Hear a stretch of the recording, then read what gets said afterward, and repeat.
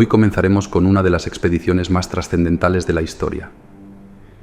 En este vídeo exploraremos cómo este hombre, impulsado por su anhelo de gloria, logró sortear obstáculos para zarpar hacia lo desconocido. Veremos cómo su vida previa, marcada por oportunidades perdidas y una tenacidad incansable, lo llevó a asumir el liderazgo en esta misión. Analizaremos los antecedentes de los intentos previos de exploración en el Yucatán y descubriremos los primeros encuentros con las civilizaciones mayas, revelando los desafíos e intrigas que Cortés y sus hombres enfrentaron en su camino. Acompáñame en este recorrido para comprender cómo estas aventuras iniciales sentaron las bases para la conquista de México, una de las hazañas más asombrosas jamás vividas. Cuba, febrero de 1519. Un hombre se apresura, culminando los preparativos para una gran expedición. Su misión oficial es modesta: reconocer la costa del Yucatán y comerciar con los nativos. Pero él sueña con más, anhela la gloria. Ese hombre es Hernán Cortés. La flota en Santiago de Cuba impresiona para los estándares de los territorios del Nuevo Mundo. 11 barcos, 109 marineros, 508 soldados, 32 ballesteros, 13 escopeteros, 16 jinetes, 200 indios de servicio y algunos negros. Además, llevan caballos, perros y una considerable artillería, 10 cañones de bronce y 4 falconetes. El gobernador de la isla, Velázquez, solo le ha encargado un reconocimiento costero y comercio con los indígenas. Pero Cortés ha oído sobre los tesoros y las grandes ciudades escondidas en las selvas y quiere conquistarlas. Velázquez, al enterarse de los verdaderos planes de Cortés, desconfía y planea quitarle el mando. Así que nuestro hombre debe apresurarse. Hay que partir antes de que llegue la contraorden del gobernador. Hernán Cortés, aquel extremeño que llegó a Cuba escoltando a Diego Velázquez, ya ha dejado su huella en nuestra historia. Nacido en Medellín en 1485, hijo de hidalgos pobres, fue enviado a estudiar a Salamanca a los 14 años, y se cree que estudió 1 o 2 años de leyes. De vuelta en Medellín se entrega a la vida alegre. Al enterarse de una gran expedición a las Indias comandada por Obando, se apresura a enrolarse. Sin embargo, un amor prohibido le retrasa. Enamorado de una dama casada, cae de los muros de su casa y queda fuera de combate. Obando zarpa sin él. Recuperado, viaja a Valencia para unirse a las tropas del gran capitán que iban a Italia, pero nuevamente llega tarde. No es hasta 1504 que logra embarcarse hacia las Indias, desembarcando en La Española, donde conoce a su mentor, Diego Velázquez. Cortés acompaña a Velázquez en la pacificación de La Española, ganándose así una encomienda y una cierta fortuna. Su habilidad para ganarse la confianza de las autoridades, incluyendo al propio Velázquez, lo lleva a ser escribano del ayuntamiento de Azúa. Bernal Díaz del Castillo describe a Cortés como un hombre de buena estatura y cuerpo proporcionado, con una mirada grave y amorosa, barba y cabellos ralos y un porte de gran señor. Era afable con sus compañeros, diestro en armas y jinete hábil, con un carácter altivo y vengativo, pero sin ser injurioso. Hasta este momento, nada en Hernán Cortés, dedicado a labores administrativas en Cuba, presagiaba al futuro conquistador de México. Cuando Velázquez planeó la expedición al Yucatán, ni siquiera pensó en él. Los encargados de la misión fueron otros, primero Francisco Hernández de Córdoba y luego Juan de Grijalva. Hernández de Córdoba, un rico pionero de Cuba, fue el primero en explorar el Yucatán en 1517. Lo que descubrió allí llenó de esperanzas a muchos. ¿Qué halló Hernández de Córdoba? Casas de cal y canto, es decir, una cultura avanzada con construcciones de piedra. A diferencia de las tribus primitivas encontradas hasta entonces, el Yucatán mostró palacios y templos de rica arquitectura, sociedades jerarquizadas con castas de sacerdotes y guerreros, caminos inteligentemente trazados y poblaciones numerosas. Y también oro. Sin embargo, los exploradores encontraron tribus hostiles que les hicieron la vida imposible. Muchos volvieron heridos, incluido el propio Hernández de Córdoba, que falleció pocos meses después de su regreso. El siguiente en intentarlo fue Juan de Grijalva, bajo el mando de Velázquez. Grijalva, aprendiendo de los errores de su predecesor, se preparó mejor. Con 4 navíos y 240 hombres, recorrió la costa del Yucatán entre enero y julio de 1518. Desembarcó donde había sido atacada la expedición anterior y derrotó a los nativos. En su recorrido encontró un gran río y, siguiendo su curso, descubrió algo fascinante: una ciudad. Era Potonchán, el dominio del cacique Tabscub, y por primera vez los españoles entraban en contacto directo con la civilización maya. A principios del siglo XVI, los mayas ya no eran la sombra de la grandiosa civilización que habían sido. Esta cultura, una de las más influyentes de todos los tiempos, extendía su dominio por toda la península del Yucatán y hasta las costas del Pacífico. Los mayas no eran un solo pueblo homogéneo, sino una amalgama de más de 40 pueblos distintos, unidos por lazos lingüísticos, religiosos y culturales. Durante 2 milenios dominaron la región mesoamericana, pero a partir del siglo IX después de Cristo, un misterioso colapso, probablemente causado por severas sequías, marcó el inicio de su declive. Los siglos siguientes vieron cómo una multitud de pueblos descendientes de esa civilización original entraron en conflictos constantes entre sí. Con el tiempo, surgieron las primeras influencias nahuas desde México, donde un nuevo poder se levantaba. Para cuando llegaron los españoles, el mundo maya era una colección de hasta 16 ciudades-estado, enfrentadas entre sí y gobernadas por rígidas teocracias que conservaban algunos rasgos de los antiguos mayas, su lengua, los sacrificios humanos, su estructura social estricta y su notable eficiencia constructiva, pero poco más. Potonchán, la ciudad a la que llegó Grijalva, era la capital del cacicazgo de Tabasco, dominado por los mayas chontales. Chontal era el nombre que los mexicas daban a todos los pueblos que les resultaban extranjeros, probablemente un pueblo emparentado con los antiguos putunes mayas. Potonchán era una gran ciudad. Grijalva intentó establecer una amistad con el cacique Tapscub, intercambiando regalos de manera ilustrativa. El capellán de la flota, Juan Díaz, describió la escena. Al día siguiente, el cacique vino en una canoa y le pidió al capitán que subiera a su embarcación. Luego, mandó a unos indios que vistieran al capitán con un coselete y unos brazaletes de oro, borceguíes adornados con oro y una corona de oro en la cabeza. El capitán ordenó a los suyos que vistieran al cacique con un jubón de terciopelo verde, calzas rosadas, un sayo, unos alpargates y una gorra de terciopelo. Los mayas mencionaron la existencia de más oro hacia el oeste, en lugares llamados Culúa y México, donde existía un poderoso imperio. Bernal Díaz del Castillo, miembro de la expedición, anotó que los españoles no tenían idea de qué eran esos lugares. Esta era la primera noticia del imperio azteca de Moctezuma y no la ignorarán. Cuando las provisiones escasearon, Grijalva decidió regresar a Cuba. El gobernador Velázquez, furioso por no haberse establecido una colonia, ordenó su destitución. Humillado, Grijalva abandonó Cuba para unirse a Pedrarias Dávila en Darién. Así quedó vacante el puesto de capitán para la siguiente expedición al Yucatán. Esta era la oportunidad que Hernán Cortés esperaba en Cuba, y la tomó al vuelo. Él tendría éxito donde otros fracasaron. Explorarían la enigmática península con sus ciudades de cal y canto, y fundarían asentamientos donde Grijalva no pudo. Velázquez no podía oponerse a que uno de sus hombres de confianza, y además su pariente, liderara la empresa. Pero algo en la forma en que Cortés preparaba la expedición levantó sospechas en el gobernador. Quizás fue el gran número de hombres que Cortés reunía, casi 1000 entre soldados, marineros e indios, o tal vez las voces en Cuba que desconfiaban de él. La inversión de Cortés es debatida. Según Gómara, fue de 3000 castellanos. Las Casas lo reduce a 2000. Con esto armó 3 naves que luego aumentaron a 6 y finalmente a 10, incluyendo las reparadas de Grijalva. Mientras Cortés asumía la carga económica, Velázquez invertía en vinos y ropas para venderlas a precios elevados a los expedicionarios, lo que provocó quejas. Cortés, buscando atraer a los hombres a su causa, se mostró comprensivo. Aunque él costeó la mayor parte de la flota, invirtió también en suministros.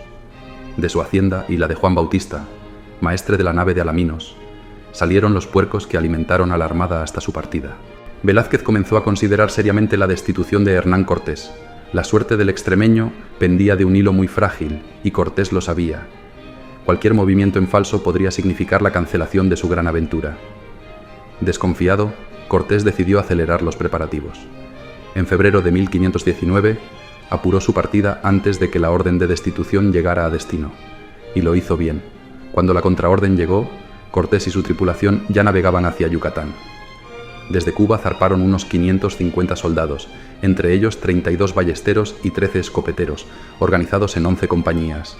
Llevaban 10 cañones de bronce, 4 falconetes, 16 caballos y un gran mastín propiedad de Francisco de Lugo.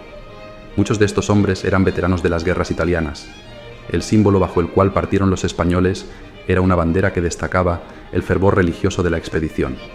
Andrés de Tapia describió la bandera confeccionada por Cortés, con llamas blancas y azules, una cruz roja en el centro, y la inscripción decía: Amici, sequamur crucem, et si nos fidem habemus, verei nox signo vinces.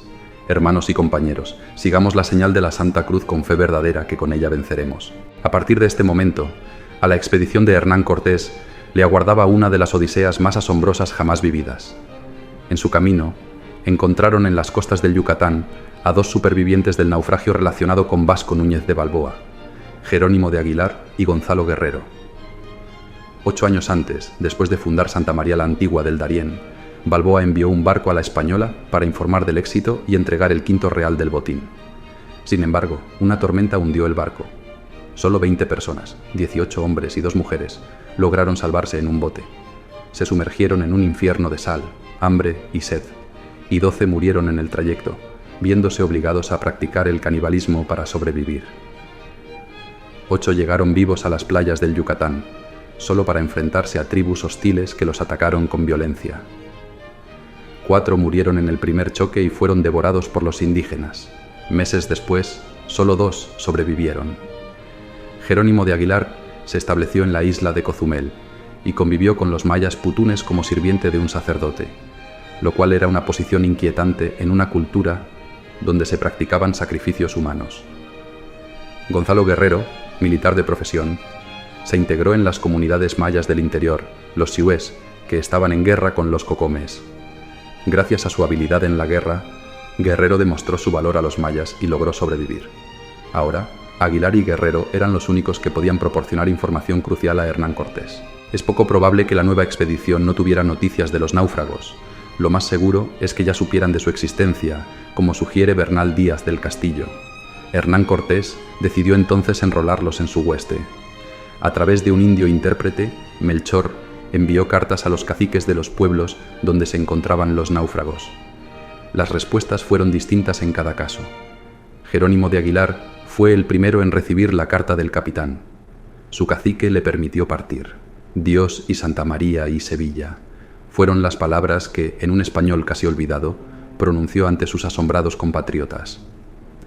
Aguilar llevó el segundo mensaje a Gonzalo Guerrero, pero Guerrero estaba en otra disposición de ánimo.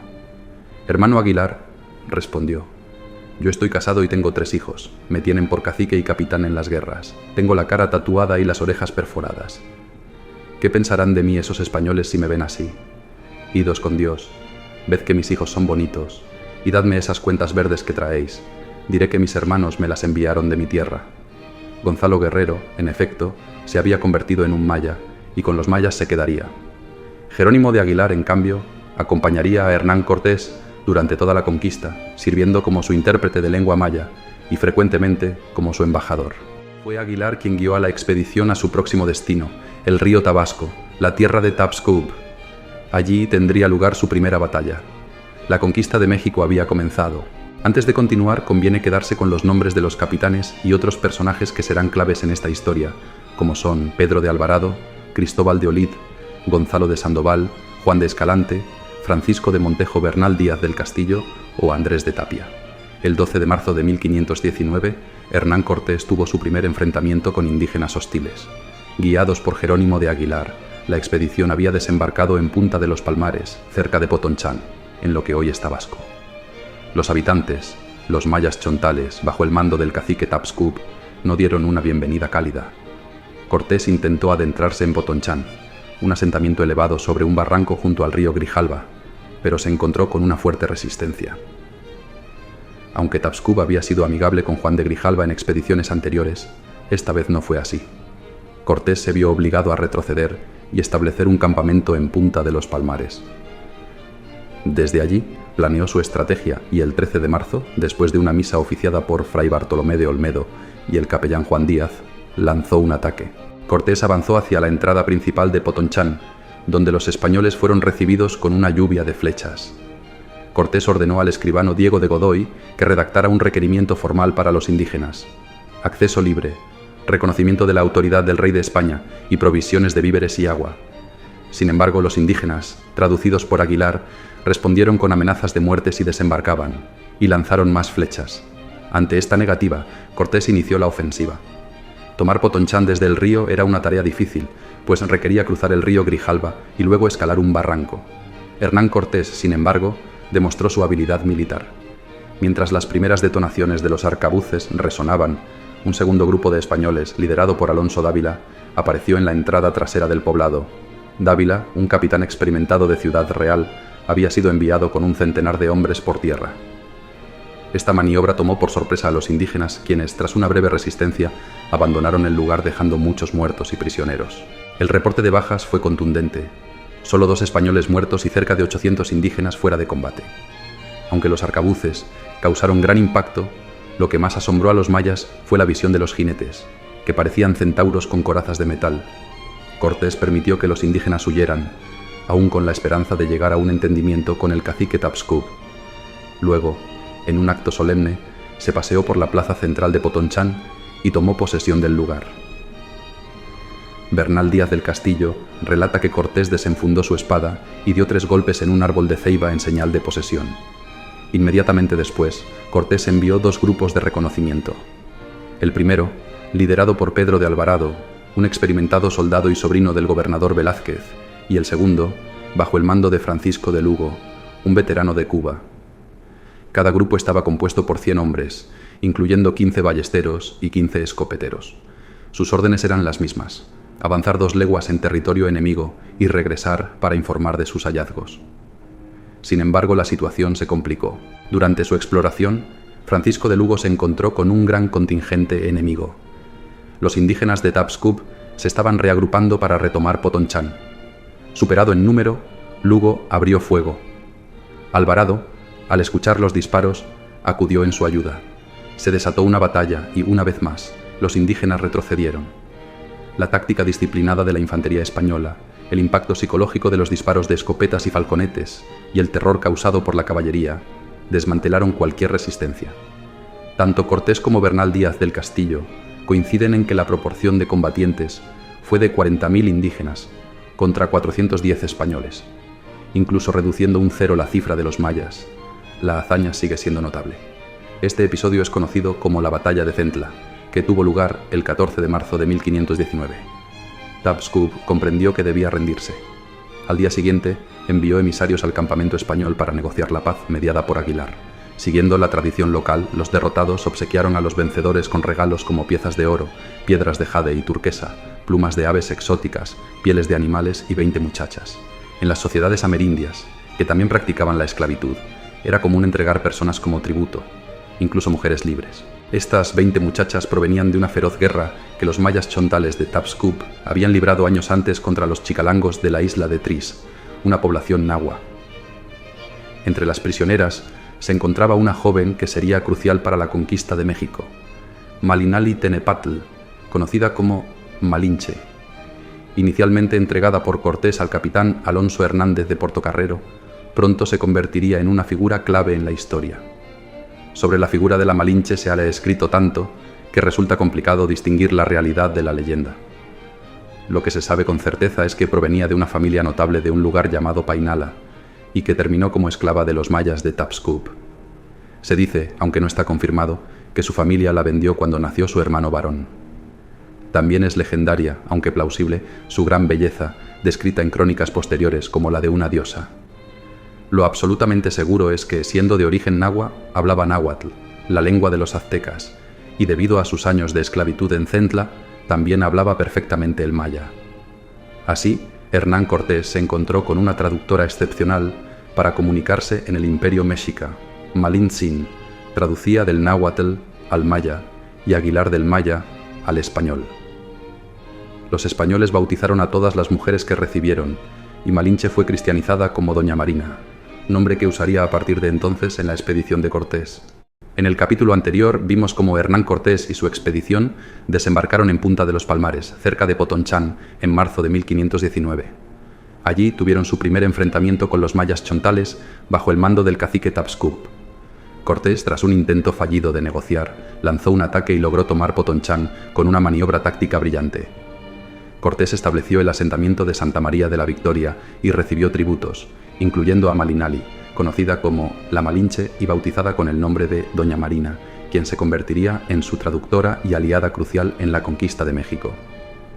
Ahora, En este capítulo veremos cómo Cortés avanza hacia nuevos horizontes, desafía las órdenes del gobernador Velázquez y enfrenta la compleja tarea de conquistar un vasto imperio.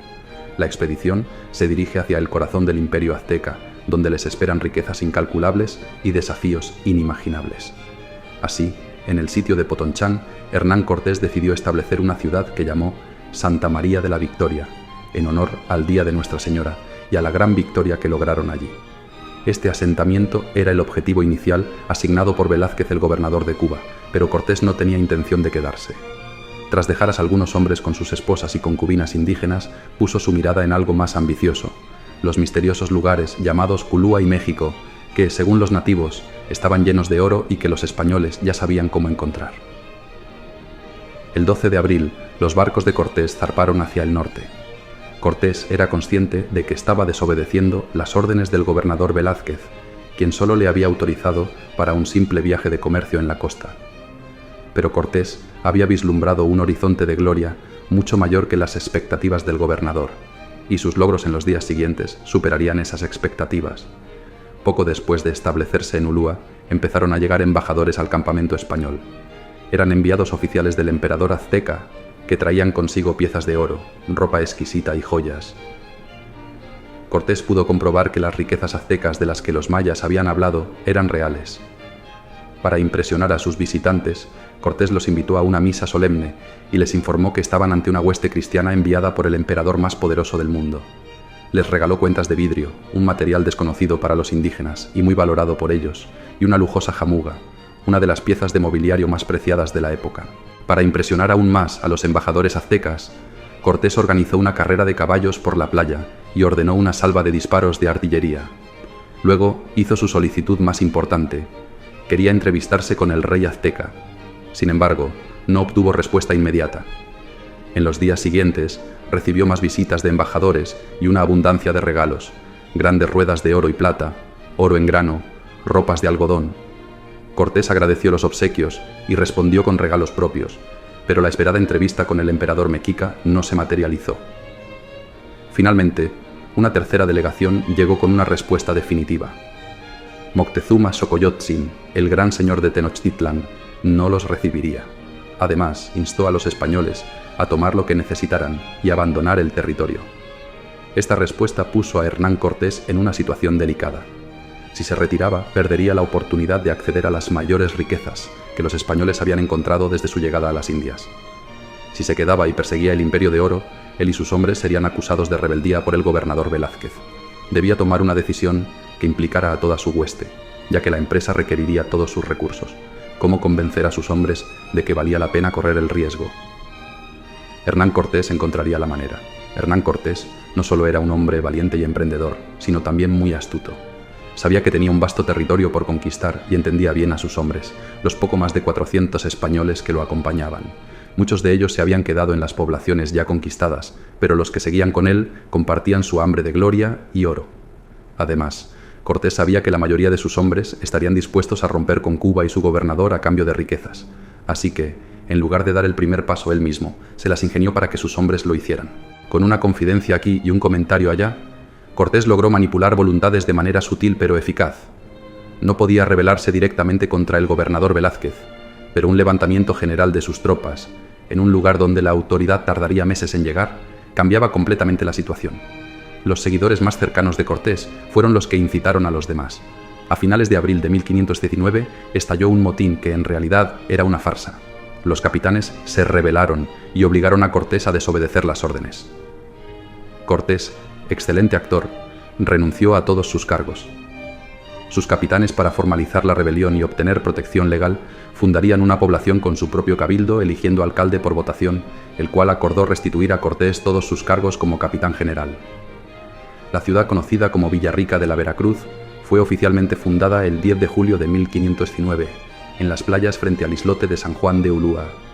Sus primeros alcaldes fueron dos hombres de absoluta lealtad a Hernán Cortés: Alonso Hernández de Portocarrero, quien había recibido a la Malinche como premio, y Francisco de Montejo, un veterano de Cuba y de la expedición de Grijalva, un hombre acaudalado y con notables habilidades diplomáticas. A partir de ese momento, no había vuelta atrás. La expedición de Hernán Cortés dependía completamente de él. Había roto la relación jurídica con Cuba al constituir cabildo conforme a las leyes de las partidas de Alfonso X el Sabio. Para contrarrestar las inevitables acciones de Velázquez, quien tarde o temprano se enteraría de lo que estaba ocurriendo, Cortés tomó una medida estratégica. Envió a Portocarrero y Montejo a España, no con el quinto real, sino con todo el oro que habían conseguido hasta ese momento para que, al ver las riquezas, la corona lo reconociera como capitán general, pasando por encima del gobernador. Mientras tanto, en Veracruz, quedaron como alcaldes Alonso Dávila y Alonso de Grado. La suerte estaba echada. Desde Cuba, el gobernador Velázquez empezó a actuar. Al enterarse de que Hernán Cortés había desobedecido sus órdenes, envió mensajes a la corte denunciando la rebelión de Cortés y solicitando para sí el nombramiento de adelantado del Yucatán, lo que privaría a Cortés de cualquier autoridad sobre el territorio descubierto. Sin embargo, al mismo tiempo, Montejo y Portocarrero llegaron a España con detallados informes de sus descubrimientos y muestras abundantes de las riquezas mexicas. Esto planteó un dilema al rey Carlos I. Aceptar las peticiones de Cortés significaba desautorizar a Velázquez, lo cual crearía un precedente peligroso, pero confirmar la autoridad de Velázquez significaba deshacer todo lo que Cortés había logrado, que era considerable y prometía aún más. Este conflicto tardaría varios años en resolverse. Muchos de los hombres de la expedición de Cortés enfrentaban un dilema similar. Se habían unido a la aventura por su lealtad a Velázquez y ahora debían elegir entre su amistad y la posibilidad de alcanzar la gloria. Algunos, como el capellán Fray Juan Díaz, los capitanes Diego de Ordaz y Juan Velázquez de León, primo del gobernador, y el piloto Diego Cermeño, optaron por la lealtad a Velázquez. Los disconformes intentaron matar a Cortés, pero fueron capturados pues Cortés había sido avisado previamente. Fueron sometidos a un consejo de guerra dirigido por los alcaldes. Cermeño y Juan Escudero fueron ahorcados, y al marinero, Gonzalo de Umbría, le amputaron los dedos de un pie. Los demás quedaron bajo arresto, aunque pronto fueron liberados. Después de esta experiencia, se convirtieron en seguidores incondicionales de Cortés. Como escribió Bernal Díaz del Castillo, ¿de qué condición somos los españoles para no ir adelante y quedarnos en partes que no tengamos provecho de guerra? Para evitar futuras tentaciones de deserción, Cortés decidió inutilizar los barcos que había traído. Excepto los que usaron Montejo y Portocarrero para regresar a España llevando las riquezas obtenidas al rey Carlos, el resto de las naves fueron varadas. La tradición nos ha dejado la imagen de Cortés quemando las naves para impedir la retirada, una escena muy evocadora. En realidad no las quemó, sino que ordenó perforar los cascos para que se hundieran sin posibilidad de ser reflotadas. Alegó que era imposible seguir navegando en ellas y que por tanto lo mejor era hundirlas. Aunque no era verdad, la mayoría de la expedición aceptó la explicación de su líder. Nada en aquellas naves se desperdició, y más tarde sus maderas resultarían de gran utilidad. El contacto directo con los nativos, facilitado por la invaluable labor de traducción de doña Marina y el náufrago Jerónimo de Aguilar, permitió a los españoles desentrañar muchos aspectos de ese mundo misterioso. Instalado entre los totonacas de Zempoala, quienes mostraban una actitud pacífica hacia los españoles, Cortés pudo obtener una visión detallada del imperio azteca, la magnitud de sus ejércitos, su estructura política, su dominio absoluto sobre los pueblos de la región, la majestuosidad de sus ciudades con palacios, calzadas y templos, la autoridad divina del rey Moctezuma y los innumerables tesoros que albergaba en su capital, Tenochtitlán. Los nativos se llamaban a sí mismos mexicas. Su mitología decía que provenían de un islote llamado Aztlán, de ahí el nombre aztecas. Al igual que los mayas, los mexicas o aztecas descendían de culturas milenarias que habían dejado impresionantes legados, como la asombrosa ciudad-templo de Teotihuacán, considerada el lugar donde nacieron los dioses. El esplendor de Teotihuacán decayó en el siglo VII, al igual que el de los mayas 200 años después, y de su gloria solo quedaron las majestuosas pirámides, pero su influencia cultural perduró durante mucho tiempo. Hacia el año 1200, los mexicas eran solo un grupo de guerreros nómadas en el complejo entramado de alianzas y guerras en Mesoamérica. Expulsados de su asentamiento original, terminaron estableciéndose en el lago de Texcoco, donde hoy se encuentra la Ciudad de México. Allí fundaron su nueva capital, Tenochtitlán. Los mexicas supieron aprovechar y aplicar los vastos conocimientos técnicos acumulados durante siglos en la región mesoamericana. Tenochtitlán se convirtió en un próspero centro de pirámides, calzadas, acueductos y palacios. Fundada en 1325, un siglo después los mexicas ya estaban en posición de dominar a otros pueblos ribereños del lago, como los acolhuas de Texcoco y los tepanecas de Tlacopan, todos de origen nahua como los propios mexicas. Así nació el Imperio Azteca. ¿Pero qué era exactamente el Imperio Azteca? Se trataba de una teocracia con una estructura oligárquica, donde el poder servía principalmente para explotar a los pueblos sometidos. 20 clanes, las familias nobles de los mexicas, elegían a un rey llamado Hueytlatoani, quien ejercía un poder casi absoluto tanto religioso como político. Basado en un ejército formidable, el Hueytlatoani expandía su dominio sobre los pueblos vecinos, menos desarrollados, imponiéndoles tributos en víveres, minerales y esclavos. A menudo la sumisión se sellaba con alianzas matrimoniales. Entre los tributos, los pueblos sometidos debían participar en las llamadas guerras floridas, donde se capturaban prisioneros para ser sacrificados a los dioses, extrayéndoles el corazón en un altar y siendo devorados posteriormente. Los aztecas no conocían la rueda, la moneda, la tracción animal ni el arado. Sin embargo, tenían avanzados conocimientos astronómicos que les permitieron crear un calendario muy preciso. También desarrollaron un sistema de escritura con ideogramas y pictogramas. A pesar de no tener moneda, contaban con grandes mercados y un sistema propio de contabilidad, y lograron organizar cultivos sin el uso del arado. Además, alcanzaron un alto nivel en el trabajo de metales y piedras preciosas, lo cual asombró a Europa cuando comenzaron a circular los primeros objetos que Cortés envió al rey Carlos. No solo destacaban en técnicas y artesanías, sino que también tenían una cultura religiosa muy elaborada, con una teología compleja. A pesar de su avanzado desarrollo y espiritualidad, los mexicas practicaban sacrificios humanos masivos y no solo mataban a sus víctimas, sino que también las comían. Todos los testimonios de la época coinciden en esto. Bernal Díaz del Castillo, Bernardino de Sahagún y el dominico Diego Durán lo documentaron. Estudios más recientes, como los de Ortiz de Montellano, confirman estos relatos. Algunos historiadores indigenistas han intentado minimizar estos sacrificios, alegando que no eran tan numerosos ni tan sangrientos, sugiriendo que los cronistas españoles exageraron para justificar la conquista. Sin embargo, abundan los hallazgos arqueológicos que evidencian la práctica constante de estos rituales, especialmente los depósitos de cadáveres sacrificados. Aunque el canibalismo ritual parece haber sido menos común, también hay pruebas de cadáveres hervidos con marcas de dientes en los huesos. Fray Toribio de Benavente, conocido como Motolinía, uno de los primeros misioneros en América, dejó una descripción detallada de estos rituales. Relata que había una piedra larga, con la mitad enterrada, frente al altar de los ídolos. Sobre esta piedra tendían a las víctimas atadas de pies y manos, y el sacerdote principal, usando una piedra de pedernal afilada como una lanza, les abría el pecho con fuerza y les sacaba el corazón rápidamente. Este corazón se ofrecía en el altar, dejando una mancha de sangre. A veces, el corazón se levantaba hacia el sol y se untaban los labios de los ídolos con la sangre. Los corazones podían ser comidos por los sacerdotes o enterrados, mientras que el cuerpo era arrojado por las escaleras del templo.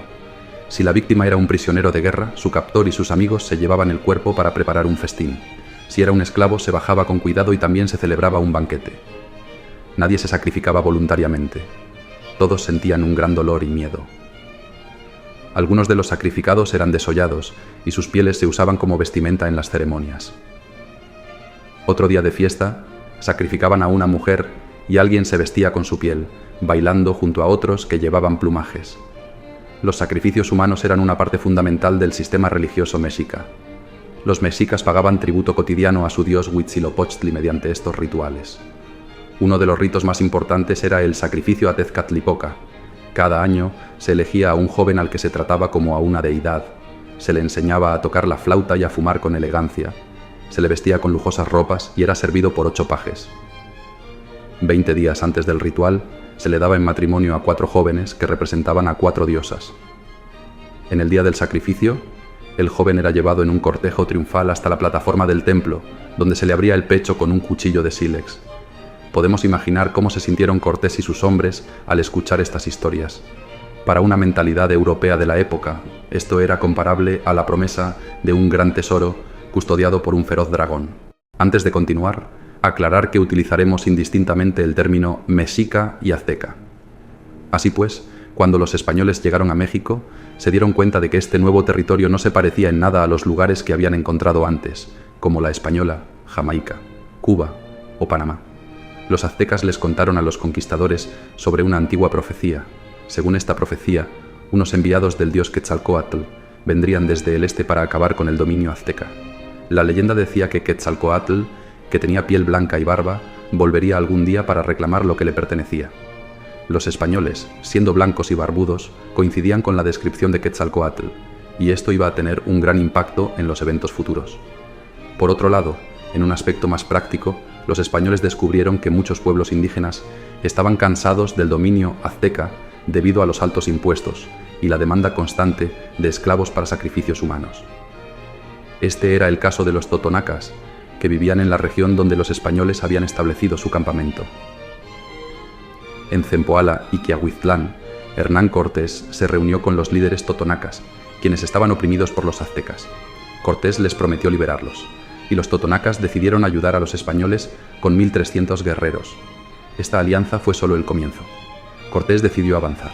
En Veracruz dejó un pequeño grupo de soldados para proteger la ciudad y a los totonacas. Animado por sus nuevos aliados, Cortés se dirigió hacia Tlaxcala, una confederación de cacicazgos que también estaba en guerra contra los aztecas. Al principio, los tlaxcaltecas parecían aliados potenciales, ya que también estaban cansados de la opresión azteca. Sin embargo, cuando los españoles llegaron a Tlaxcala, su líder, Xicoténcatl, les negó el paso y les declaró la guerra. Lo hizo por interés y honor. Temía más a los aztecas que a los españoles, y había prometido proteger a su pueblo. El 2 de septiembre de 1519, los tlaxcaltecas liderados por Xicoténcatl Axayacatzin atacaron a los españoles. Hernán Cortés ordenó retroceder hasta el desfiladero de Tecoancinco y logró rechazar a los tlaxcaltecas. Estos decidieron intentar nuevamente en terreno llano, pero fueron derrotados otra vez. La eficacia militar española no se basaba solo en su tecnología superior, sino también en su habilidad táctica. Por otro lado, los indígenas luchaban de manera caótica, ya que sus culturas eran muy guerreras, pero sus combates eran más individuales y sus ejércitos eran grupos desorganizados de bandas enemistadas entre sí, compitiendo por quién destacaba más. Esto resultaba desastroso en el campo de batalla, y los tlaxcaltecas retrocedían continuamente sin causar bajas entre los españoles. Los nativos quedaron abrumados por un enemigo que parecía invencible. La confederación tlaxcalteca se dividió. Los que querían pactar con los españoles y sus aliados totonacas abandonaron el campo de batalla. A pesar de esto, Xicoténcatl intentó una tercera batalla que inevitablemente perdió. La alianza de los españoles con los totonacas resultó insuperable. Finalmente Tlaxcala pidió la paz. Respecto a las causas que llevaron a los tlaxcaltecas a aliarse con los españoles, debido a su trascendencia y complejidad, dedicaré un episodio aparte más adelante. Continuando con el relato, Cortés, que era más político que guerrero, aceptó, ya que necesitaba a los tlaxcaltecas para conquistar Tenochtitlán, e integró a los tlaxcaltecas en su ejército, forjándose una de las alianzas más relevantes y duraderas de los 300 años de virreinato. La hueste de Hernán Cortés permaneció en Tlaxcala durante 20 días, tiempo suficiente para planificar y fortalecer alianzas. Muchos líderes nativos se convirtieron al cristianismo y numerosos españoles aceptaron esposas y concubinas ofrecidas por los indígenas. El plan de Cortés seguía siendo marchar hacia Tenochtitlán, pero en ese momento recibió una nueva embajada de Moctezuma. Entre regalos de oro y bellas mantas, el líder azteca invitaba a los españoles a establecerse en la ciudad sagrada de Cholula. Los tlaxcaltecas, desconfiados, enviaron a su embajador a Cholula. Lamentablemente, los cholultecas apresaron al embajador y lo mataron brutalmente, desollándole el rostro y las manos. Los tlaxcaltecas pidieron venganza, pero Cortés, prudente, decidió ir a Cholula, como Moctezuma le había pedido, a pesar de las advertencias de los tlaxcaltecas de que podría ser una trampa. El conquistador estaba decidido. En Cholula se escribiría el siguiente capítulo de su historia. Cortés no viajó solo a Cholula. Lo acompañaba una gran parte de su ejército de guerreros indígenas, incluyendo los jefes tlaxcaltecas que querían vengar la muerte de su embajador. Cholula era una gran ciudad con unos 30.000 habitantes, siendo la segunda mayor del imperio azteca después de Tenochtitlán. Las autoridades locales recibieron a los españoles y sus aliados con una bienvenida formal, pero pronto las cosas comenzaron a torcerse. Al entrar en la ciudad, los españoles notaron con inquietud largas filas de varas y cadenas alrededor de los templos, similares a las que se usaban para conducir a los cautivos destinados a ser sacrificados. Esto levantó sospechas entre los españoles, ya que sabían de la costumbre azteca de sacrificar guerreros enemigos a sus dioses. Más tarde, unos sacerdotes locales y una anciana alertaron a doña Marina, la intérprete de Cortés, sobre posibles peligros. La situación se tornó aún más alarmante cuando uno de los sacerdotes cholultecas dijo a Cortés que Moctezuma había enviado un ejército de 20.000 hombres hacia la ciudad, Todo parecía indicar que estaban preparando una trampa. Cortés reunió a sus capitanes y decidió atacar al amanecer. El 16 de octubre de 1519, los españoles y sus aliados tlaxcaltecas se prepararon para la batalla. Cortés acusó a los cholultecas de traición, y al dar la señal, sus tropas atacaron. Este evento se conoce como la Matanza de Cholula. Entre 3.000 y 5.000 cholultecas murieron a manos del ejército de Cortés y, especialmente, de los tlaxcaltecas, quienes tomaron una terrible venganza. Este gesto le ganó la sumisión de los caciques y sacerdotes cholultecas que sobrevivieron, asegurando otra victoria en su camino hacia Tenochtitlán. Todavía hoy se debate qué pasó exactamente en Cholula. ¿Fue una matanza arbitraria por parte de Cortés, una simple maniobra de terror? Es difícil de creer, porque la operación habría implicado grandes riesgos. Había demasiada gente armada en la ciudad como para no temer una reacción. ¿Realmente había una conspiración contra los españoles, una trampa para Cortés? Es posible, pero lo cierto es que la reacción de los nuestros sorprendió a los cholultecas y además el supuesto ejército de Moctezuma nunca apareció. Entonces, ¿qué ocurrió? Hay varias posibilidades. Una es que el episodio reflejara las divisiones internas de la ciudad. Una facción enemiga de los aztecas podría haber hecho creer a los españoles que Moctezuma había ordenado su muerte, obligándolos a reaccionar contra la facción leal al emperador. ¿Y a costa de tanta sangre? También cabe una segunda posibilidad, quizás la más probable, que una parte significativa de la élite local, convencida del origen divino de los españoles, prefiriera traicionar a sus propios paisanos antes que enfrentarse a los extranjeros. Nunca lo sabremos con certeza. En cualquier caso, a los mensajes de muerte enviados por Moctezuma, el conquistador respondió con aquella matanza, y aún más importante, con la conquista de una ciudad tributaria del Imperio Azteca. Ahora, el emperador mexica entendía que no tenía más opción que abrir sus puertas a los visitantes. Sobre las causas que condujeron a este episodio, merece escribirse un capítulo aparte, profundizando en sus causas, más allá de las explicaciones simples que se suelen dar. La hueste de Cortés permaneció 2 semanas en Cholula, aprovisionándose y reorganizándose, planificando la marcha hacia su objetivo. Inmediatamente tomaron el camino hacia Tenochtitlán a través del Valle de México. A ambos lados del camino se alzaban los volcanes Popocatépetl e Iztaccíhuatl, con alturas de más de 5.000 metros. Los españoles quedaron maravillados al ver cómo el Popocatépetl echaba fuego por su boca. ¿Y qué decidieron? Coronarlo. Diego de Ordaz fue el primer europeo en subir a ese pico, y probablemente uno de los primeros alpinistas con un logro reconocido. Bernal Díaz del Castillo, cronista de la aventura, cuenta la gran hazaña montañera. El volcán cerca de Huaxocingo estaba en erupción, lanzando más fuego de lo habitual. Un capitán español, Diego de Ordaz, decidió averiguar qué estaba pasando y pidió permiso a Cortés para subir. Llevó consigo a 2 soldados y a algunos líderes indígenas de Huaxocingo, quienes le advirtieron que el camino sería peligroso debido a los temblores, las llamas y las piedras que el volcán arrojaba. A pesar de las advertencias, Diego de Ordaz y sus compañeros siguieron adelante. Durante la subida, el volcán comenzó a lanzar grandes llamaradas, piedras calientes y ceniza, y toda la montaña temblaba. Se detuvieron y esperaron a que pasara la erupción. Luego continuaron hasta llegar a la cima. Desde allí, pudieron ver la gran ciudad de México, la laguna y todos los pueblos alrededor. Muy contento por lo que había visto, Diego de Ordaz regresó con sus compañeros. Diego de Ordaz no solo subió al Popocatépetl, sino que también recogió azufre para fabricar pólvora y localizó su objetivo, Tenochtitlán, el corazón del mundo azteca. El ejército de Cortés, que ahora contaba con más de 3.000 tlaxcaltecas y totonacas, se dirigió al valle boscoso conocido hoy como Paso de Cortés. Desde allí divisaron el lago de Texcoco, el centro del Imperio Azteca. La visión del enorme valle lacustre del México antiguo dejó asombrados a los españoles.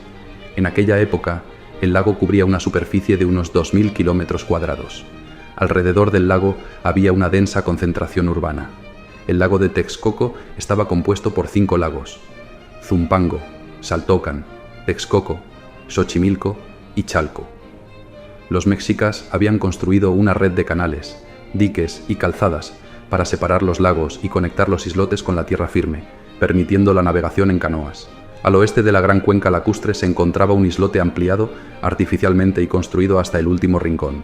Era Tenochtitlán. El ejército de Cortés se instaló en Texcoco, en la orilla oriental del lago, una ciudad importante que era la capital del señorío Acolhua, tributaria y aliada de los aztecas. Cortés se dio cuenta rápidamente de que la ciudad estaba profundamente dividida por disputas internas entre el cacique Cacama y sus hermanos. Cacama, sobrino y consejero de Moctezuma, no ofreció resistencia a la llegada de los españoles, pero tramó un plan. Según Cacama, el emperador debía recibir a los extranjeros con honor, pero luego debía apresarlos y devolverlos a la costa de donde habían venido. Como Cacama tenía muchos enemigos en su propia ciudad, Hernán Cortés pronto se enteró de la trampa. Sin embargo, decidió guardar la información para sí mismo y actuar como si no supiera nada, ya que su principal objetivo era entrevistarse con Moctezuma. El ejército español, junto con sus aliados indígenas, estableció su base de operaciones en Texcoco mientras esperaban la invitación.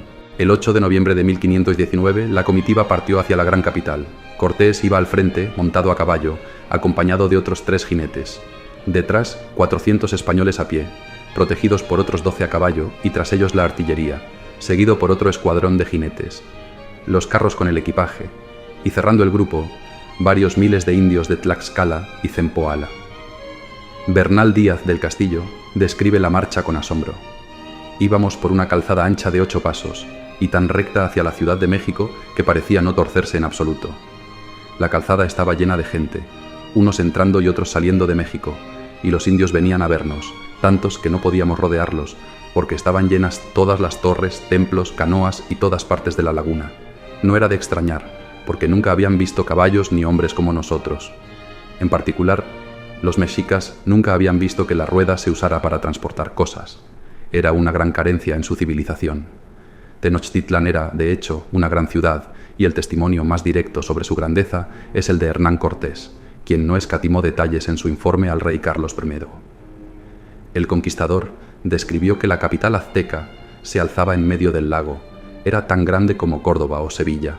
Se llegaba a ella a través de 4 amplias calzadas, y desde el corazón de la ciudad hasta cualquier punto de tierra firme había 2 leguas de distancia. La ciudad estaba organizada en torno a calles principales anchas y rectas, cruzadas por canales en los que la gente se desplazaba en canoas. Las calles se sostenían sobre los canales gracias a grandes puentes de vigas enormes, tan firmes que sobre muchos de ellos pueden pasar 10 hombres a caballo a la vez, escribió el conquistador. Hernán Cortés quedó asombrado al contemplar las grandes plazas y los animados mercados de Tenochtitlán. Sin embargo, Tenochtitlán no solo era notable por su mercado, también poseía una impresionante plaza central, rodeada de estructuras monumentales como el Templo Mayor y los palacios de los tlatoanis. Moctezuma I, quien gobernó entre 1440 y 1469, amplió el imperio y fomentó los sacrificios humanos. Su sucesor, Axayácatl, reinó desde 1469 hasta 1481, conocido por sus campañas militares y una derrota ante los tarascos. Después llegó Tizoc, cuyo breve y desafortunado reinado terminó con su envenenamiento. Ahuizotl, el siguiente tlatoani, gobernó de 1486 a 1502, expandiendo aún más el imperio y consolidando su poder a través de tratados comerciales. Finalmente, Moctezuma II asumió el trono y estaba en el poder cuando llegaron los españoles. Moctezuma salió en persona a recibir a los extranjeros, con toda la pompa posible. Fue llevado en andas por un séquito de hasta 200 nobles de su imperio. Hernán Cortés narró el encuentro al rey Carlos I de esta manera. Allí me tomó de la mano y me llevó a una gran sala frente al patio por donde entramos, me hizo sentar en un estrado muy lujoso que había mandado hacer para él y me pidió que esperara allí. Después de que toda mi compañía fue acomodada, volvió con muchas joyas de oro y plata, plumajes y hasta 5 o 6 mil piezas de ropa de algodón, muy ricas y de diversos estilos tejidos y elaborados. Tras entregarme estos regalos, se sentó en otro estrado que colocaron junto al mío. Los testigos de aquel encuentro contaron que Moctezuma sonreía y acogió a Cortés con gran cordialidad. Esto es significativo porque Moctezuma II era conocido como el Señor Sañudo, famoso por su majestad hierática y la gran distancia con la que trataba a sus súbditos, además de su habitual falta de sonrisa. ¿Por qué se comportaba de manera tan diferente con Cortés, como si no necesitara mantener su apariencia de majestad? Moctezuma II ya tenía 53 años, y todas las descripciones de la época destacan su buen porte, su figura delgada y sus habilidades con las armas. Había sido jefe de los ejércitos de su predecesor en el trono, pero ya era un veterano. Las calamidades que sufrió el imperio bajo el reinado de su abuelo, las derrotas de su padre y el asesinato de su tío sin duda moldearon su carácter. Consciente de la fragilidad de los lazos que unían el imperio, Moctezuma se mostró como un gobernante enérgico y justiciero. logró mantener sumisos a los pueblos tributarios de Tenochtitlán, pero a costa de despertar rencores que pronto iban a explotar o que ya estaban en proceso de hacerlo. La súbita caída del poder azteca ha sido interpretada de muchas maneras, especialmente la pasividad de Moctezuma ante los españoles. La explicación más convincente es la religiosa, respaldada por numerosas crónicas. Los aztecas creían firmemente que Quetzalcóatl, el dios blanco y barbado, regresaría desde el este para reclamar su trono. La mitología azteca decía que los mexicas no eran originarios de esa región, sino que habían llegado siguiendo la señal de su dios Quetzalcóatl. Cuando la gente de esa tierra no lo aceptó, el dios se fue, prometiendo regresar con hombres y poder para tomar posesión de ella. Esto habría ocurrido unos 250 años antes, pero los aztecas guardaban memoria del augurio, recordado por las impresionantes pirámides de Teotihuacán, la abandonada ciudad de los dioses. Este augurio era visto como la promesa de un final funesto. ¿Y era precisamente ahora cuando Quetzalcóatl debía regresar? Sí, y esto es lo más sorprendente. Según los cálculos de los sacerdotes, el retorno de Quetzalcóatl debía ocurrir precisamente en ese momento, en el año Ceacatl del calendario mexica, que correspondía al año 1519 del calendario cristiano. 10 años antes, el imperio azteca había sido sacudido por diversos sucesos: cometas, señales extrañas, temblores de tierra e incendios en templos. Estas señales provocaron una enorme conmoción en todo el mundo mexica, especialmente en Moctezuma II, quien estaba convencido de que el final se acercaba. Se cuenta que el emperador y sumo sacerdote realizaba frecuentes peregrinaciones a Teotihuacán en busca de respuestas. Todas sus preocupaciones se confirmaron cuando sus informadores le contaron que habían visto en el mar unos cerros que flotan, que transportaban hombres muy blancos con barbas muy largas. Moctezuma trató de evitar el contacto con estos hombres de todas las formas posibles. Envió hechiceros de Huichilobos para que vencieran a Quetzalcóatl, como en tiempos antiguos, e incluso planeó una última trampa en Cholula, pero ninguna de estas estrategias logró frenar a los españoles. Ahora, Moctezuma estaba convencido de que Cortés y sus hombres eran los enviados de Quetzalcóatl. No exactamente dioses, ya que el propio Cortés se encargaba de aclarar repetidamente a los nativos que ellos, los españoles, no eran dioses, sino representantes del más grande rey de la tierra, que gobernaba en nombre del único Dios verdadero. Sin embargo, traducido al contexto cultural mexica, esto significaba otra cosa. Los españoles eran heraldos de una voluntad divina, tal como anunciaban las profecías. Solo quedaba rendirse. Por eso Moctezuma se sometió, y sin que se disparara un solo arcabuz. Los españoles se asentaron en Tenochtitlán, con la plena aprobación de Moctezuma. El emperador los colmó de regalos, y Hernán Cortés quedó maravillado. En una carta a Carlos I escribió: ¿qué podría ser más asombroso que un monarca bárbaro como él tenga reproducciones hechas de oro, plata, piedras preciosas y plumas de todas las cosas de su tierra, tan perfectamente reproducidas que no hay platero o artesano en el mundo que pueda mejorarlas? Es imposible entender qué herramientas pudieron haber usado para dar forma a esas joyas, y del trabajo con plumas no se verá igual, ya sea en cera o bordado. Es maravillosamente delicado. Durante su estancia, los hombres de Cortés descubrieron accidentalmente la cámara donde Moctezuma guardaba su inmenso tesoro, un almacén de riquezas fabulosas, mucho más allá de lo que jamás pudieron soñar. Sin embargo, algo hacía desconfiar a los españoles. Una parte significativa de la aristocracia y de los sacerdotes mexicas mostraba una actitud mucho menos obsequiosa. Había una atmósfera de conspiración en el aire. Los expedicionarios se paseaban inquietos entre los muretes de los palacios y pirámides de Tenochtitlán, construidos con calaveras de sacrificados. El capitán Andrés de Tapia descubrió el muro de cráneos del gran Teocalli de Tenochtitlán y contó que había en él muchas cabezas de muertos pegadas con cal y los dientes hacia afuera. Tapia también describió que vieron miles de palos verticales y en cada palo 5 cabezas de muerto ensartadas por las sienes. Cortés observó el entorno. Estaba literalmente atrapado en un islote separado de tierra firme, rodeado de enemigos y sin espacio para maniobrar. No había nada más fácil que caer víctimas de una trampa. El extremeño se apresura a dar instrucciones para construir algunos bergantines sobre el terreno, que al menos tengan una salida por el agua. Los nuestros temen quedar convertidos en prisioneros de aquella misteriosa gente. Un día llegan noticias alarmantes de Veracruz.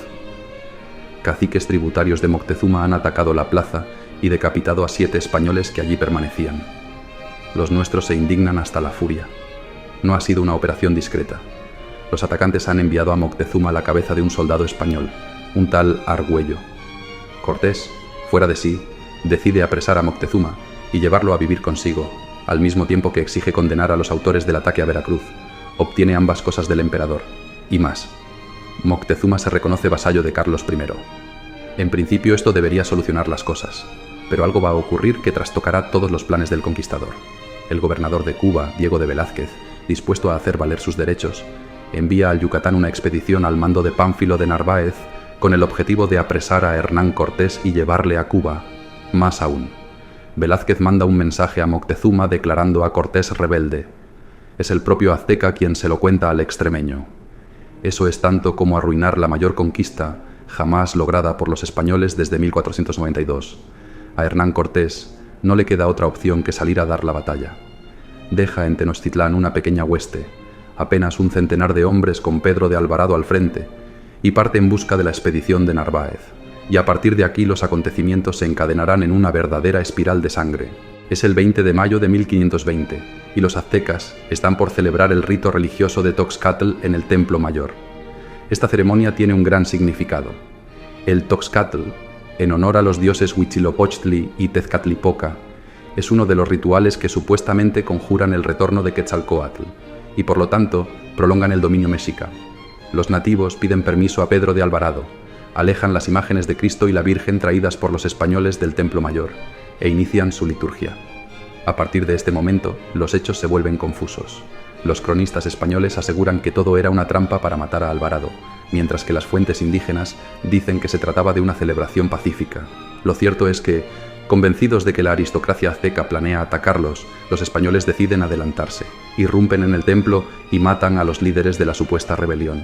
Quizás el exceso de la matanza se entienda mejor si recordamos que el rito de Toxcatl incluía sacrificios humanos. Además, Alvarado no era conocido por ser un hombre dado a razonamientos complejos. Fue una masacre, sí. Nadie sabe cuántas personas murieron, pero debieron ser muchas, ya que la fiesta de Toxcatl era una de las ceremonias más importantes del mundo azteca, y el templo estaría lleno. Después de la matanza, los españoles regresaron a las casas donde estaban alojados, y para prevenir represalias, Alvarado tomó como rehén nada menos que al propio Moctezuma. Esto ya era una declaración de guerra y en el peor momento posible.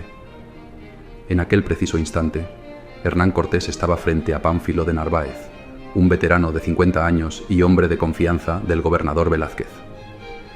Narváez había partido de Cuba con un pequeño ejército, 800 hombres, 80 caballos y una docena de piezas de artillería. En su hueste también había un nutrido número de mujeres, entre ellas María de Estrada, quien dejaría una marca notable en la historia de la conquista. Narváez desembarcó en Veracruz, recientemente atacada por tribus aliadas de los aztecas, y desde allí partió al encuentro de Cortés. Sus órdenes eran claras: capturar al rebelde y, si no se entregaba, matarlo. Perseguidor y perseguido intercambiaron mensajes y amenazas.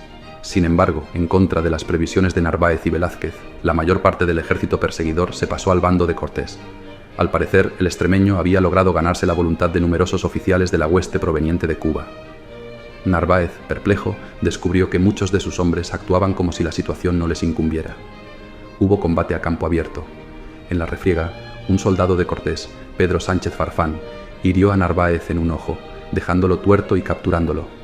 Este mismo Pedro Sánchez Farfán terminaría casándose con María de Estrada. ¿Por qué decidió aquella gente abandonar a su jefe natural y pasarse al bando de Cortés? ¿Acaso eran unos traidores, desertores o mercenarios sin escrúpulos? No, nada de eso. Su situación puede entenderse mejor si consideramos lo siguiente. Les dijeron que iban a perseguir a un traidor, alguien que, por otra parte, conocían bien. Pero resulta que el supuesto traidor no era tal, sino un caballero que había afrontado una aventura ordenada por el propio gobernador. Este caballero había tenido éxito donde otros, como Grijalva y Hernández de Córdoba, habían fracasado. Había fundado una ciudad con su legítimo cabildo y había abierto las puertas de un mundo misterioso y lleno de oro. Además, había sometido a las tribus nativas y se había alojado en el propio palacio del emperador local. ¿Cuál era exactamente su delito? Todas las empresas de conquista hasta ese momento habían sido empresas privadas con patrocinio regio. ¿Qué tenía de diferente la de Cortés, que ya había enviado al rey su correspondiente parte del botín? Por otro lado, ¿qué ofrecían Narváez y el gobernador Velázquez? ¿Una existencia de campesinos en Cuba? Toda esa gente no había cruzado el océano para acabar así. ¿Acaso el gobernador pretendía guardar para sí el oro que este nuevo mundo atesoraba? ¿No estaban la justicia y la gloria más bien del lado de Cortés? Esa debía de ser la disposición de ánimo de buena parte de la hueste de Narváez, y, situándonos sobre el terreno, es difícil negarle fundamento. Para entender por qué los españoles acudieron a las Indias en aquellos primeros años, es esencial comprender quiénes eran y qué los motivaba. La España que desembarca en América no es un país que llega con sus ejércitos y banderas. No estamos ante una operación de conquista convencional, no son las legiones de Roma invadiendo Hispania o la Galia. La gente que llega a las Indias lo hace de forma voluntaria, en un contexto más cercano a una empresa privada que a la disciplina militar. La cruzada del océano no es una invasión colonial en el sentido tradicional. La atmósfera es más parecida a la de los primeros pobladores de la Reconquista en el temprano siglo IX. Los hombres y mujeres que llegaban a las Indias buscaban fortuna. Algunos eran hijos de la nobleza que querían engrandecer su nombre al servicio de la corona y obtener riquezas. Una buena parte eran hidalgos empobrecidos, que veían en la empresa de Indias una vía hacia el ascenso social, como Cortés y Narváez. Otros muchos eran labriegos que preferían ser soldados antes que languidecer en su tierra natal. Si viajamos a la España de principios del siglo XVI, veremos que ya es una gran potencia. Ha vencido a los moros en la península y a los franceses en Italia. Sin embargo, es también un país con una población relativamente pequeña, unos 7 millones según los cálculos más generosos, y bastante pobre, porque la guerra cuesta dinero y el país no da para mucho más. Para muchos españoles, la vida es un paisaje cerrado, hidalgos pobres que solo tienen linaje, villanos sin fortuna ni expectativas en una sociedad rígidamente estamental. América, en contraste, parece guardar promesas infinitas, no solo de dinero, sino sobre todo de honra y fama, que son los verdaderos motores de la cultura española en el siglo XVI. Estas promesas de nuevas oportunidades y aventuras motivan a los españoles a cruzar el océano y embarcarse en las expediciones que cambiarán el curso de la historia. En efecto, en la España de la época, como en gran parte de Europa, el modelo ideal de vida y el objetivo al que un hombre debía aspirar era la nobleza, el señorío. Los españoles no fueron a América para fundar prósperas granjas ni crear negocios rentables. En la Europa del temprano siglo XVI no se concedía gloria alguna al trabajo económico. Solo en la península italiana había comenzado a desarrollarse una justificación moral del dinero, y aún faltarían muchos años para que el burgués se convirtiera en un hombre respetable. Los españoles no fueron a las Indias para convertirse en opulentos rancheros. Fueron para vencer en buena lid a los indígenas, ganar tierras, recoger oro y con esos títulos alcanzar fama y posición. Se ha hablado mucho de la sed de oro de los conquistadores, pero hay que subrayar que esa codicia no era propiamente económica, sino más bien social. El español del siglo XVI no quería ser rico. El español del siglo XVI quería ser señor. El oro solo era el medio para lograrlo. La mentalidad de los conquistadores no era económica, sino completamente caballeresca y medieval. Los capitanes eran jefes de hueste. Sus hombres se veían a sí mismos como caballeros, incluso aunque su condición social fuera de lo más humilde. El mundo mental del español, medio en este tiempo, estaba influenciado por las novelas de caballerías. La gran colección de libros de caballerías había comenzado a publicarse en España en torno a 1496, cuando apareció el Amadís de Gaula. En un siglo se publicaron al menos 42 títulos, y consta que todos ellos llegaron a América en grandes cantidades. El español que llegaba a América se sentía un caballero andante. Así, la motivación de los españoles que llegaron a América estaba profundamente arraigada en la búsqueda de honra y gloria, más que en la acumulación de riqueza económica. Esta mentalidad caballeresca moldeó sus acciones y expectativas en el Nuevo Mundo. Y lo que encuentran en América supera con creces lo que han leído en los libros. Si no fuese porque estas historias contenían encantamientos, escribirá más tarde el cronista Pedro de Castañeda, que participará en una de las expediciones de Coronado por Norteamérica, hay algunas cosas que nuestros españoles han hecho en nuestros días en estas partes, en sus conquistas y encuentros con los indios, que como hechos dignos de admiración sobrepasan no solo a los libros ya mencionados, sino también a lo que Siames ha escrito sobre los 12 pares de Francia. En su búsqueda de gloria, poco más de 200.000 españoles cruzaron el océano a lo largo del siglo XVI. Aproximadamente un 20% de ellos eran mujeres. Llegaron a las Indias dispuestos a conquistar un paraíso de riqueza y fama. Sin embargo, lo que encontraron fue de una dureza inaudita, un mundo caluroso y húmedo, donde los metales se oxidaban y las heridas se infectaban, poblado por gentes extrañas, con las que era muy difícil comunicarse y cuyas oscuras selvas albergaban animales fabulosos. Sobre todo, encontraron mucha muerte. La muerte en los choques violentos con los indígenas era de esperarse, pero no era la más aterradora.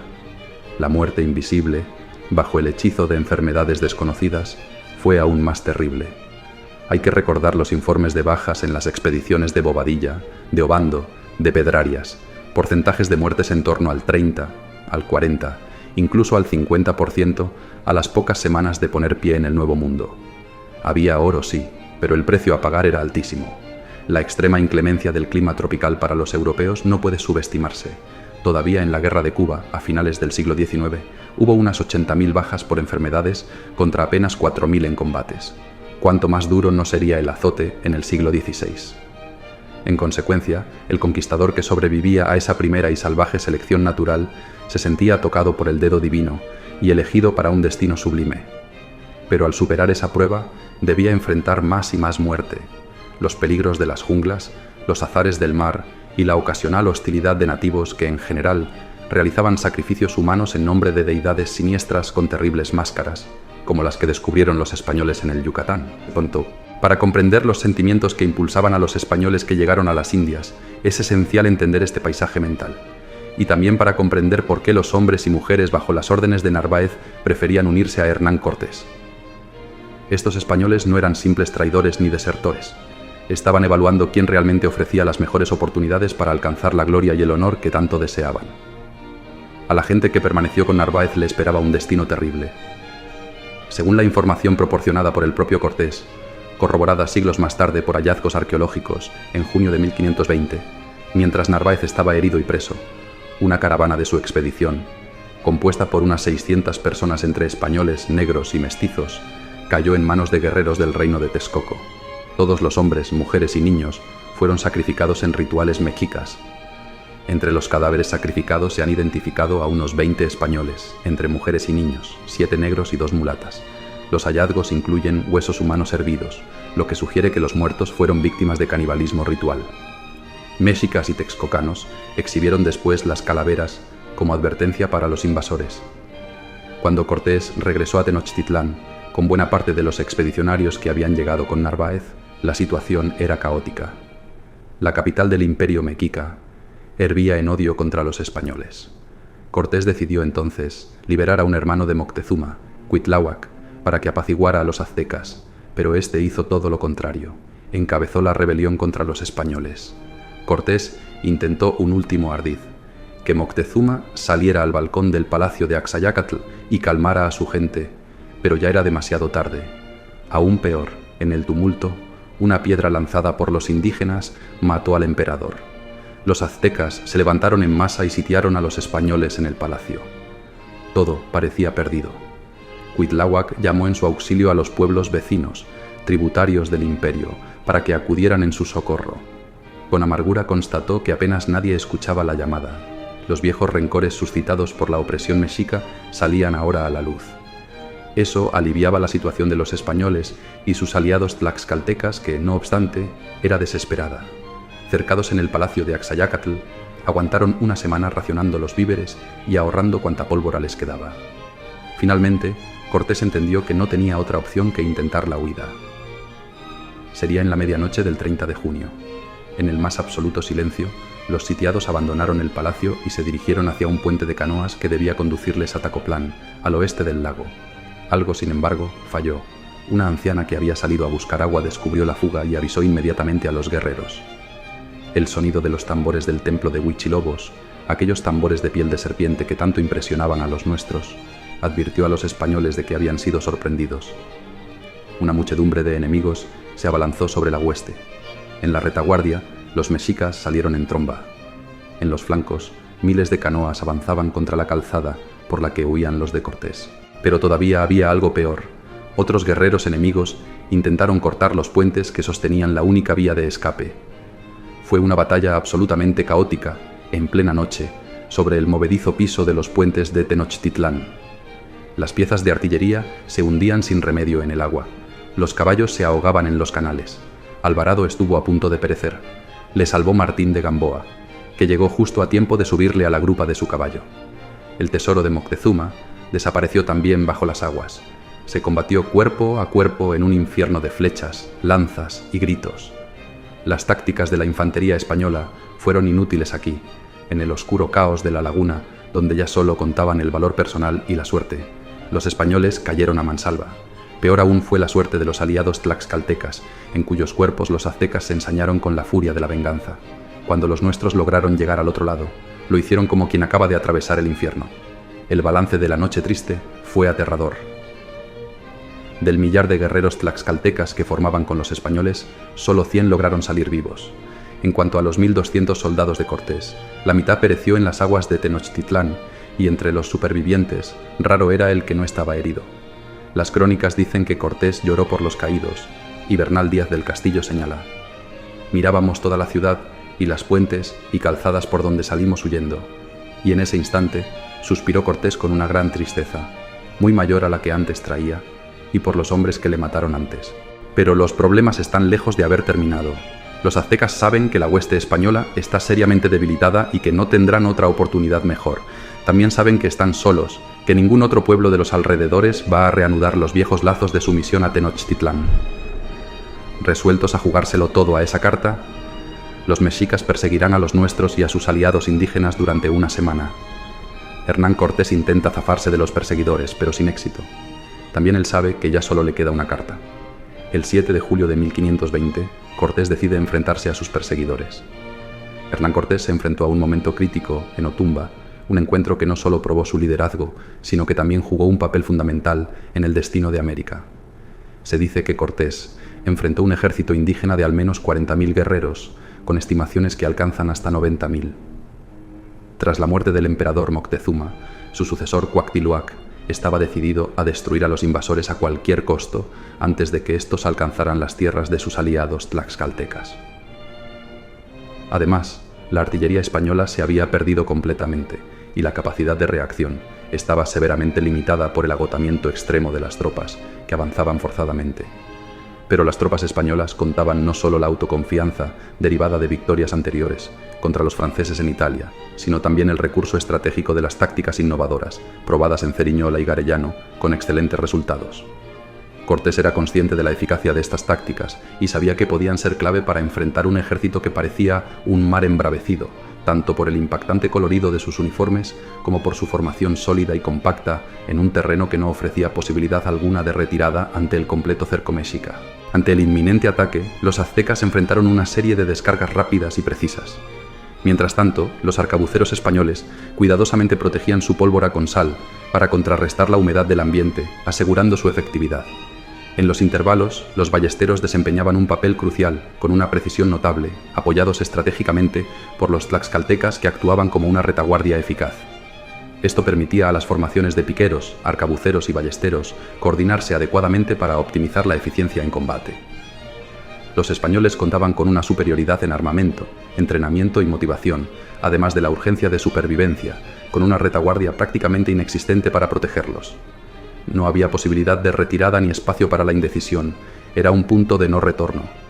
Los guerreros aztecas, conocidos por su ferocidad en combate, presentaban sin embargo una notable debilidad táctica que los hacía vulnerables a quienes comprendieran sus estrategias de lucha.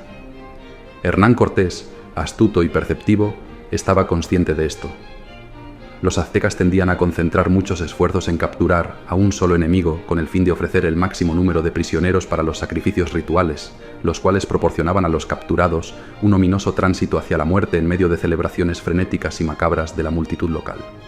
Al inicio de una de las batallas más desequilibradas de la historia, Cortés y sus leales se posicionaron sobre un montículo estratégico que les ofrecía una vista panorámica y, aparentemente, una ventaja táctica al permitirles observar todos los puntos cardinales del sombrío escenario. Los gritos de guerra de los aztecas resonaban con fuerza, anticipando la captura de sus enemigos. A pesar de estar completamente rodeados, los soldados españoles resistían valientemente, apoyándose en la rápida sucesión de disparos de los ballesteros, que lanzaban hasta 5 flechas por minuto, y el fuego más lento pero devastador de los arcabuces. En un momento decisivo del enfrentamiento, Juan de Alvarado identificó en un pequeño altozano a un guerrero azteca que parecía ser de alta alcurnia, posiblemente el líder del ejército enemigo. Esta observación marcó el comienzo de una táctica de alto riesgo por parte de los españoles, basada en la información de sus aliados tlaxcaltecas, que afirmaban que la captura o pérdida del estandarte enemigo podía determinar el resultado de la batalla. Motivados por el impacto psicológico que la caballería española tenía sobre los guerreros mexicas, los comandantes españoles se reunieron para planificar un ataque decisivo. Alonso Dávila, Pedro de Alvarado, Gonzalo de Sandoval, Cristóbal de Olid y el propio Hernán Cortés diseñaron una maniobra de distracción. Planeaban realizar un falso ataque con los arcabuceros para desorientar al enemigo, mientras preparaban un asalto sorpresa que esperaban que terminara de manera decisiva, apuntando directamente al líder azteca, cuya apariencia distintiva hacía suponer que era el comandante de la fuerza adversaria. El 8 de julio de 1520 marcó el clímax de una de las batallas más trágicas y notables por su ejecución táctica, aunque también destacó por su brutalidad debido a la alta mortalidad, un aspecto que quedaría inmortalizado en los anales de la historia de la conquista del Nuevo Mundo. La cargada de caballería española, rápida y decisiva, no dejó tiempo a los aztecas para recuperarse de la sorpresa inicial. Los jinetes, lanzados en una acción que rozaba lo heroico y lo suicida, avanzaron implacablemente a lo largo de 1 kilómetro hasta alcanzar el palanquín del que era entonces el segundo al mando del emperador caído. En ese lugar crítico no está documentado con precisión si fue Alvarado o Cortés quien propinó un golpe fatal al líder azteca, un tajo que lo dejó irremediablemente incapacitado. Durante ese caótico enfrentamiento, un oficial llamado Juan de Salamanca consiguió apoderarse del estandarte azteca y se lo entregó a Hernán Cortés. Desde su posición elevada sobre el caballo, Cortés alzó el estandarte de manera triunfal, proclamando así una victoria decisiva para las fuerzas españolas en un gesto que simbolizaba la conquista. En el punto crítico de la batalla de Otumba, la moral de la tropa azteca se desplomó completamente. Ante la visión de su estandarte en manos enemigas y la caída de su comandante Cihuacuatl, quien fungía como una especie de primer ministro y líder militar, el pánico se apoderó de los guerreros aztecas. La desorganización y el miedo impulsaron una huida descontrolada en todas direcciones, marcando un giro decisivo en los acontecimientos. La persecución que siguió fue despiadada. La llanura de Otumba se cubrió con los cuerpos de más de 5.000 guerreros, evidenciando la brutalidad del combate que duró aproximadamente 8 horas entre la batalla y las acciones subsiguientes. Los tlaxcaltecas, aliados de los españoles y con un rencor histórico hacia los aztecas, no dejaron supervivientes en lo que describen como una carnicería. La victoria allanó el camino hacia Tenochtitlán, despejando cualquier obstáculo en su conquista. A poca distancia, un contingente de tlaxcaltecas que había esperado el resultado incierto de la batalla, quedó convencido por la eficacia de Cortés y se sumó a sus fuerzas como exploradores y hostigadores continuos del debilitado ejército azteca, su eterno adversario. Los españoles, quebrados pero victoriosos, se retiraron a Tlaxcala, territorio aliado, para reorganizarse. Los conquistadores volverán a Tenochtitlán casi un año más tarde. Cortés ha preparado minuciosamente su revancha. Son solo 900 españoles, pero esta vez cuentan con el refuerzo de 150.000 indígenas, tlaxcaltecas, tepeaqueños, cempoaltecas, cholultecas, huejotzincos, chinantecos, xochimilcas, otomíes, chalqueños, todos enfrentados a la tiranía de los aztecas. Ninguno de ellos ignora que esta es su oportunidad para liberarse del dominio mexica. Estos 150.000 indígenas serán realmente los conquistadores de México. Así pues, con los restos de las naves destruidas en Veracruz, los españoles construyen bergantines, que arrastran 100 kilómetros tierra adentro para atacar desde los lagos que rodean Tenochtitlán. Cortés se toma su tiempo. Esta vez utilizará la paciencia como una de sus armas. En mayo de 1521, empieza el asedio al más clásico estilo de la guerra europea. Cortar las vías de acceso, privar de abastecimiento de agua a los sitiados, levantar puntos fuertes sobre los que pivotar la ofensiva y esperar. En el interior de la ciudad se ha declarado una epidemia de viruela que mata al sucesor de Moctezuma, su hermano Cuitláhuac. El nuevo líder azteca es Cuauhtémoc, quien envía cartas de socorro a todos los pueblos cercanos. Fue en vano, una vez más. Los aztecas ahora pagaban la dureza con la que habían ejercido su hegemonía. Con todo, el asedio no fue un camino de rosas. En una de las escaramuzas previas, Cortés estuvo a punto de caer preso de los mexicas. Un valiente, Cristóbal de Guzmán, intervino para rescatar al jefe y logró su propósito, pero fue capturado junto a otros compañeros. Guzmán sería inmediatamente sacrificado en lo alto de un templo. Bernal Díaz del Castillo lo contó con elocuencia.